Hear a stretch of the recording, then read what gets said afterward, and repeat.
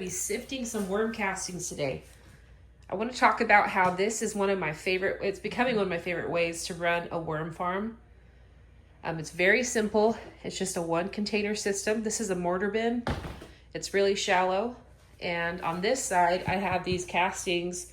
There is some cardboard left, so that's why I'm going to sift it so it can be pure castings. But I've been having it dry down, and that's why usually I have it covered like this. The newspaper keeps it like a blanket in this bubble wrap, bubble side down. I just have extra, so I fold it over. It keeps the moisture in. But I uncovered it so it could start drying down, and then this side is more moist. So I'm expecting to see some worms. They probably migrated over this way, so it'll make it easier to sift this. There's still maybe some worms in here, but a lot less because I fed a lot of food over here. So they're migrating and they're more attracted to come over here. But you see it's still kind of wet. But I've been coming in here and fluffing it up to get it ready to sift. But you can see there aren't very many worms, if any. I'm not seeing any. But yeah, we're still gonna sift all the big stuff out of it. So let's go ahead and lift this side up and see what's going on here.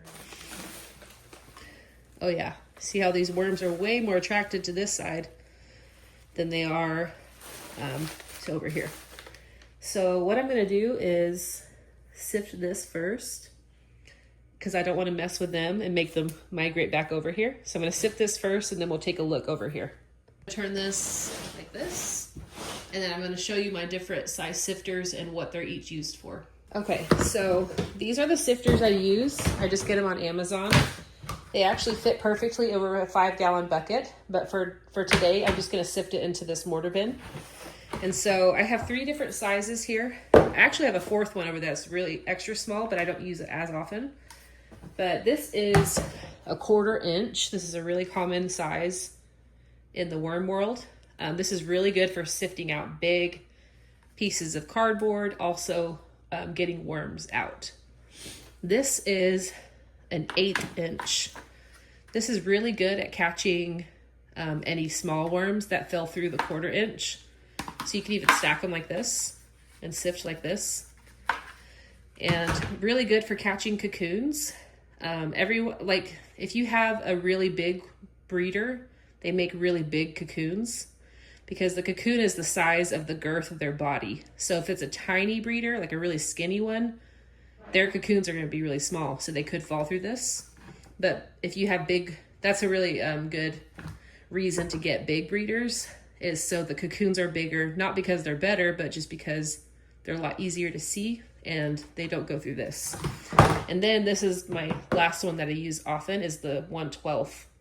And so this catches the rest of the small cocoons, and anything that goes through this is really fine castings. So the 2 castings that I'm going to start selling actually are the 1/8 sifted castings and the 1/12 sifted castings. Some people only use this 1/4 inch, and that's fine. You can throw it in your garden, but you're still going to get cardboard chunks and stuff. This is going to be more finely sifted, if that makes sense.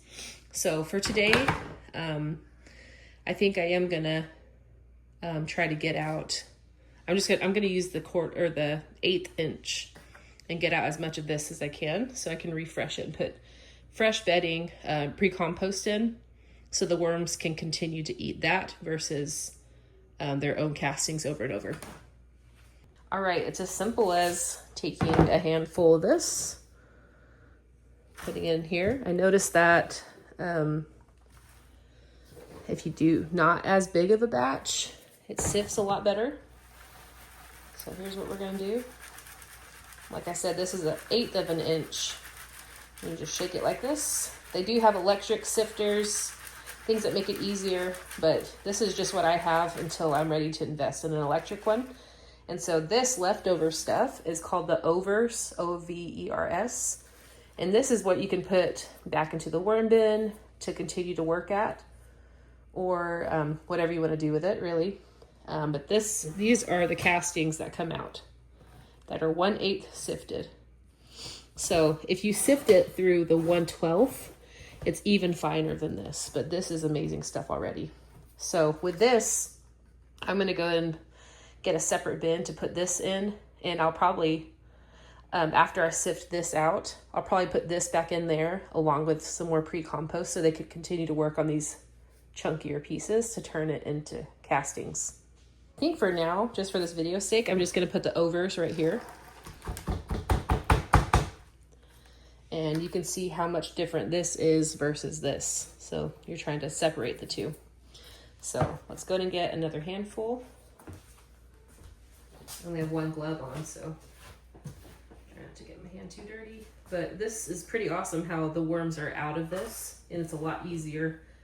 You can sift with worms, but it is easier to sift when they're not there, or at least there's not as many. So I'll just do this. Honestly, a lot of this might still be castings, but it's kind of muddy, but we're at least getting a lot of the dried out enough castings. We're getting them out, so it makes some more room for new bedding, fresh bedding. But like this, oh look, for example, there's still a worm in there, but we'll just throw them back in here. But there's not like hundreds of worms. So like I said, this is probably, some of this is probably castings, but it's still kind of muddy. So we're just gonna leave it in there, and we're just gonna get this out. We'll keep the overs over here for now. Okay, I'm gonna do a few more batches of this and then pause the camera so you don't have to watch me sift the whole time.